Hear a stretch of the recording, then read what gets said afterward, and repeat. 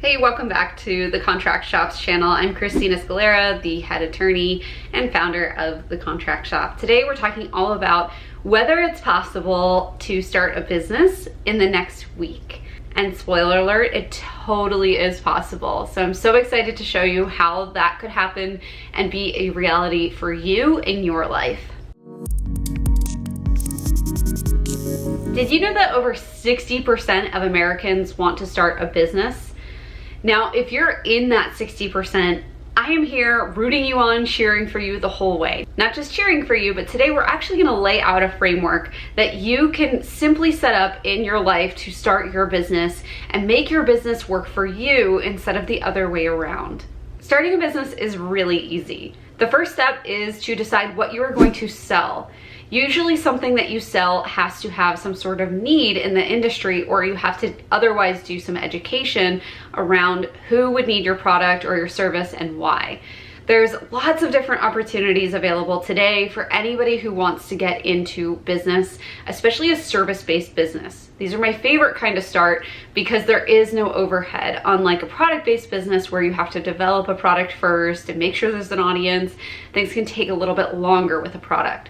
So if you are looking for some fast cash, the best way to do that is to set up a service-based business or possibly add a very in-demand service to an existing business that you have. Some examples of really in-demand businesses right now that you can do from your living room include some kind of creative direction for Instagram Reels or stories, some kind of content curation going beyond just being a copywriter and actually helping people to not only write the copy that they need for their website, their blog, their Instagram posts, but also teaching them how to curate that content, or even better, getting paid to take them a step further by doing that for them. Typically, anything that you can do for someone, any service you can take off of their plate so that they can really focus on their zone of genius is going to help you. Just as an example, inside the Contract Shop, as I'm recording this video, I actually have a team of copywriters who are writing future videos and helping me to write sales pages. We also have an assistant who is scheduling out this copy as emails and blog posts. We also have a graphic designer who is turning these amazing pieces of content into Pinterest graphics and Instagram stories so that we can share these with more people. So we have a full team of people that are supporting my own business. And that's definitely not necessary for you. I'm just saying it as an example because you could be one of the people that is supporting someone else's business. Not only does it help you get some fast cash, but it also is going to help you to understand how to run a business without taking thousands and thousands of dollars of business building courses. You're gonna get a firsthand bird's eye view of what this business owner is doing and how you might want to run your business accordingly. Another great way to figure out what to sell is to look for things that you would like to have in your life. These are things that you would really enjoy having someone take off your plate, or maybe they're things that you even enjoy doing yourself, but you don't really have time for.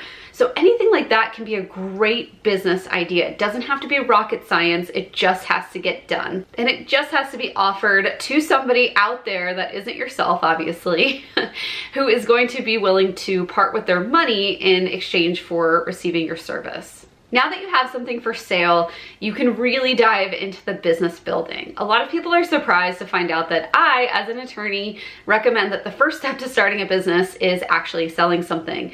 But the truth is, unless you're actually selling something, you don't have a business yet. If you've never accepted payment for a service or a product that you offer, then you don't have a business yet. Let's get your business started the quick and dirty way, and then we can get into the legal stuff. Once you have a pretty good idea about the product or service that you would like to sell, or maybe have even gotten a few sales under your belt, now it's time to get your employer identification number. And this is something free that you can get on the tax website. That is the irs.gov website in the US. That's the first step to getting anything set up, because you'll use this employer identification, aka EIN, to get everything else in your business set up. It will be used with your LLC, it will be used with any business checking accounts, any business credit cards that you set up, any PayPal, Stripe, etc. accounts that you set up. So this EIN is a really important document. You won't want to lose the letter that comes with your EIN registration. It's called your tax ID letter, and your accountant will ask for it later when you're making so much money that you have to hire an accountant. Once you've got your EIN squared away, the next step is to make sure that you have contracts in place with any kind of service that you offer. And the reason for this is because a contract is simply a document that conveys what you expect from your clients and what they're obligated to do, usually pay you.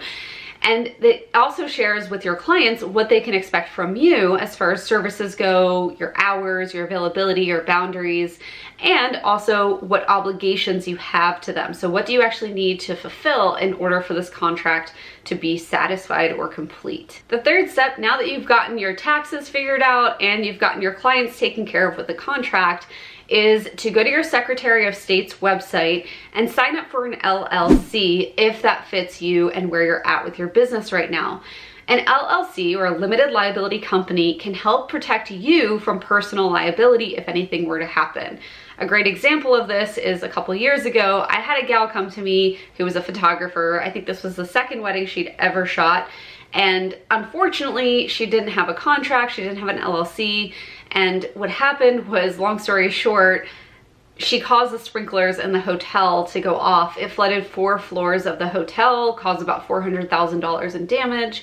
And the last I heard from her, she was still trying to figure out whether it was her homeowner's insurance or the bride's homeowner's insurance that would cover it, and whether the homeowner insurance would even cover it because it was a business thing. So it's really important to have that separation of your personal assets, aka your home, your car, your kids' college fund, whatever that looks like, and also your business assets and liabilities. So we don't want those things crossing over, and the way that we help prevent that is first by getting that EIN, setting up those business banking and checking accounts, and then by getting an LLC, and then continuing to keep things separate as far as business and personal checking goes. As a bonus, for those of you that want that extra little bit of protection, you'll definitely want to get a privacy policy for your website. These things are supposed to be on everyone's website, no matter where you are in the world. It's super important that you have this. Now, in addition to a privacy policy, you might also find something called terms and conditions page helpful. Usually these are combined into one. This is how we sell it in our store, as one document, because they're really, really helpful and they go really nicely together. So we put the privacy policy first because that in recent years has become a lot more important, and we want that to be featured first on our terms and conditions and privacy policy page. Next, we can put our terms and conditions, which are simply a list of rules that you get to decide based on what you're comfortable with as far as users on your website. So what that means is that you get to be the king or the queen of your website. You get to tell everybody what your rules are going to be in these terms and conditions, and then they have to abide by them, or you get to kick them off the site. I'm a big fan of boundaries, whether it's through a client contract or an LLC or a terms and conditions page on your website. And the reason is because we get to set all these up once and then forget about it, but they're working for us the whole time and protecting us all along the way as we get our business started. If you decide to get your business started in the next week using some of the tips here, make sure that you tag me in a comment below and let me know how easy it was, because I can promise you, you're making it bigger in your head than it actually is in reality. So I can't wait to see some of you get your businesses up and started. I would love to hear about what you're selling, what you're putting out there, and how the contract shop can help you. If you like today's content and you want more, make sure you hit like and subscribe, but also we have a special offer just for our YouTube viewers.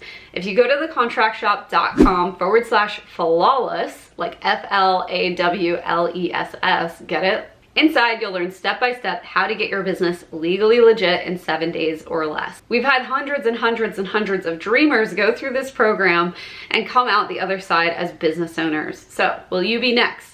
If you want the link, it's below, and make sure that if you like this video, you're subscribed, you like it, give us a thumbs up. It really helps us to understand what kind of content you're into on this channel. Bye, everyone.